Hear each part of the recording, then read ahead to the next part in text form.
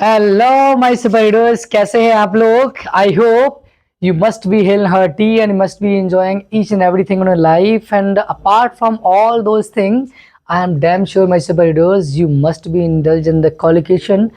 I'm talking about the English speaking, and these type of the things must have been really one of the prolific thing for you. So my superheroes, welcome back to our channel. If you are the new one, so welcome to our channel. As you know, my name is Rajiv and I'm an English teacher, and we have started one very prolific thing for you, the 60 days challenge for the spoken, and we have already completed 24 days. It is the 25th days for us, and I am damn sure my superheroes, each and every video, each and every session would have been very superb to you, as I can see by your comment, as I can see the way you like, and as I can see the way you subscribe the channel.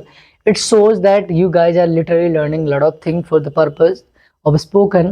Apart from this, you guys are slowly and gradually depleting the phobia of the spoken, the way I am really imparting things for you pertinent to English spoken. So my superheroes, आ जाइए आप। आपको पता है कि हमारा आज 25th days है और हमने बहुत सारी चीज़ें अभी तक कर चुके हैं जो हमारे लिए बहुत ज़्यादा इम्पेरेटिव है स्पोकन के लिए। तो आज हमारा 25 डे है, हम जानते हैं, और आज हम बहुत सारी अच्छी चीज़ें सीखने वाले हैं, जैसा कि हर सेशन में हम सीखते हैं। But today is a different session for you, because कुछ चीज़ें ऐसी हैं जो हमारे लिए इम्पेरेटिव हैं, आप उसको इग्नोर नहीं कर सकते स्पोकन के लिए। तो वो हम सीखने वाले हैं सुपर हीरोज। तो क्या क्या सीखने वाले हैं, देखो हम देखते हैं। एक तो हम सीखने वाले हु द हेल। अब बोलता तुम होते कौन हो, वह होता कौन है, तुम कौन होते हो मुझे टोकने वाले, तुम कौन होते हो मुझे ऐसा करने वाले। तो who the hello, had better या वुड बेटर, बेहतर होगा, इतना बेहतर होगा, तुम यहाँ से निकल जाओ। और तीसरा सीखने वाले गेट इनटू, मैं झंझट में पढ़ना, मैं किसी झंझट में नहीं पढ़ना चाहता। तो वन बाय वन करके हम लोग एक एक फ्रेज को क्या करने वाले हैं, रूल को सीखने वाले हैं, किस तरीके से हम सीखते हैं। तो पहला हमारा हम सुपर हीरोज देख सकते हैं क्या है, who the hello.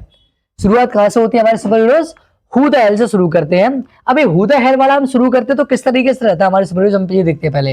Who the hello का मतलब होता है कि कोई इंसान अपना एक एंगर शो कर रहा है, गुस्सा दिखा रहा है सामने वाले को सॉरी, इस चीज को लेके कि वो कौन होता है, तुम कौन होते हो बताने के लिए, जो रिएक्शन वो सामने वाला दे रहा है। तो जैसे मैंने कहा यहाँ पे उसको कैसे करते थे, पहले तो लिखेंगे हु द हेल, उसके बाद हम उसके अकॉर्डिंग हेल्पिंग वर्ड लगाएंगे। सिंगुलर के साथ आ जाएगा इज, प्लूरल के साथ आ जाएगा हमारा आर, और आई के साथ क्या आ जाएगा एम। फिर लगाएंगे हम सब्जेक्ट को, और फिर लगाएंगे टू, फिर वर्ब का फर्स्ट फॉर्म, फिर ऑब्जेक्ट, फिर एटसेट्रा। ये हमारा क्या है, हमारी super heroes, this is the formation of sentence.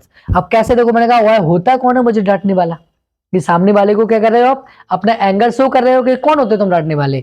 मतलब मैंने कहा हु द हेल, अगर यहाँ पे तुम होता है, तुम तो तुम के लिए क्या लगा देते हम लगा देते यू। तो तुम होते कौन है मुझे डांटने वाले, तो मैं क्या बोलता, who the hell are you to scold at me, या स्कॉल्ड मी। इसमें एट नहीं लगाना था, टाइपिंग मिस्टेक थी, जरूर ठीक है। जैसे मैंने कहा होता कौन है मुझे बदनाम करने वाला, तो होता कौन है, तो मैं क्या बोलूंगा हु द हेल, और आपको पता है ही है तो हमने क्या लगाया यहाँ पे, इज लगाया सुपर हीरोज।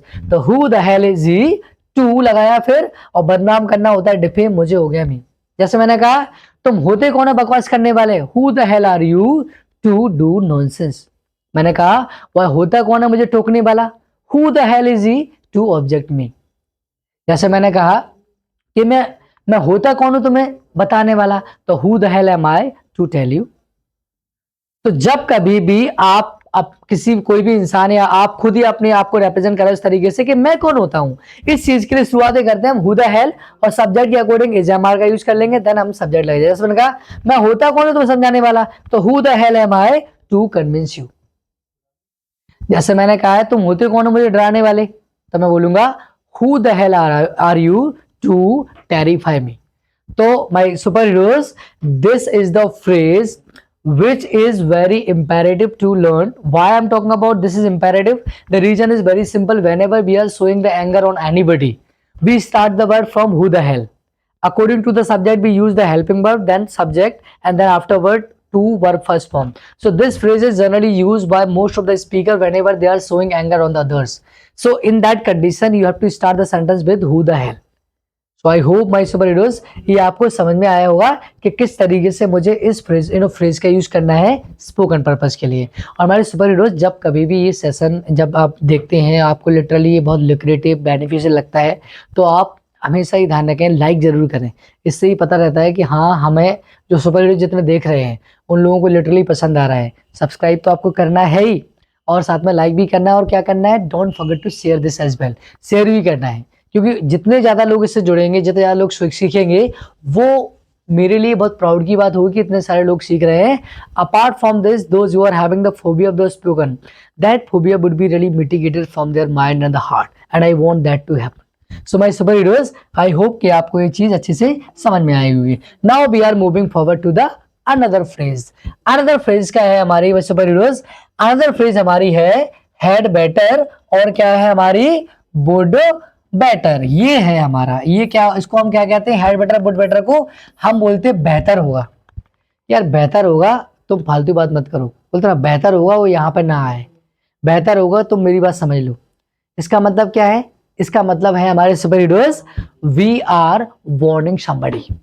हम क्या कह रहे हैं, एक तरीके की ये वार्निंग है जो सामने वाले किसी भी इंसान को हम क्या कह रहे हैं, दे रहे हैं, एक चेतावनी है। वो आप कह रहे हैं बेहतर होगा।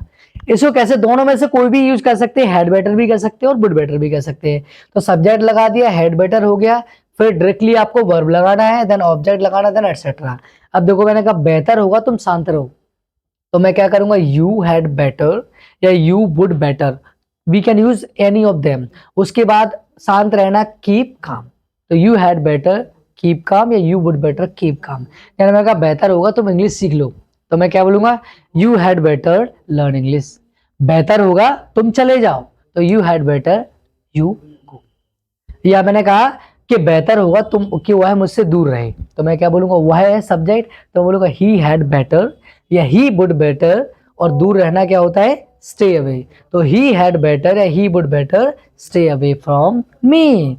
जैसे मैंने कहा बेहतर होगा वह मुझसे माफी मांग ले, तो मैंने कहा ही हैड बेटर, मैं उसमें वुड बेटर भी लगा सकता था हमारे सुपर हीरोज। तो ही हैड बेटर या he would better apologise to me.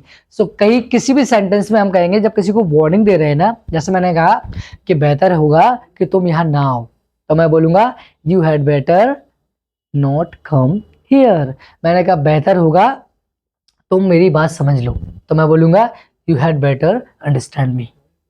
So my super heroes, whenever you are warning somebody, in that warning sense we use had better or would better.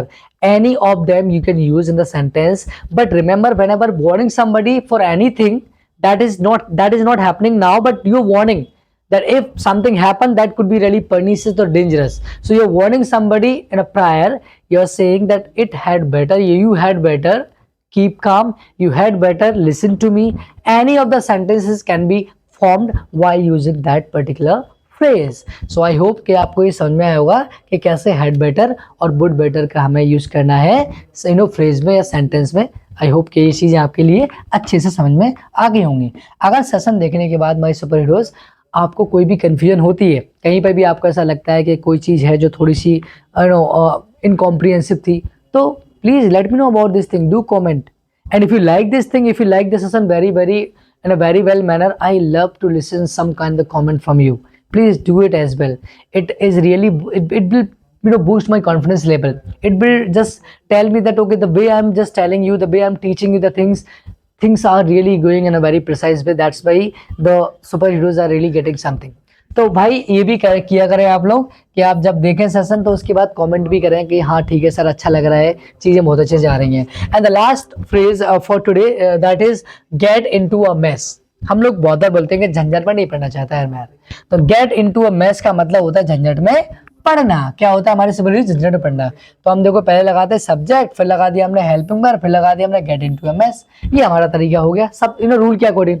तो मैंने कहा कि मैं उसकी झंझट में पड़ गया।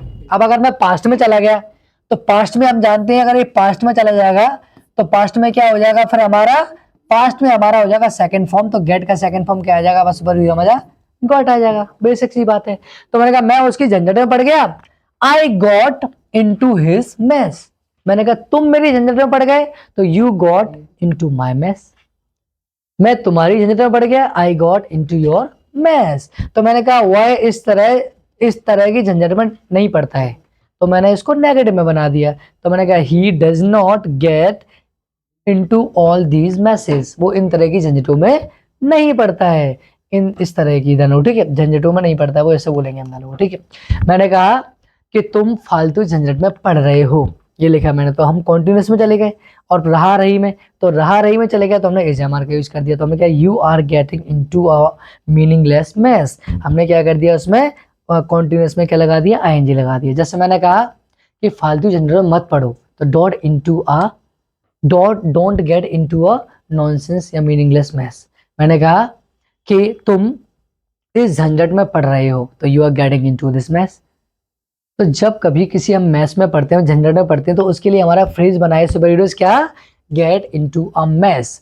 उस तरीके से हमें कैसे करना है, any of the sentence, any of the tense, in any of the tense और sentence we can use this phrase get into a mess.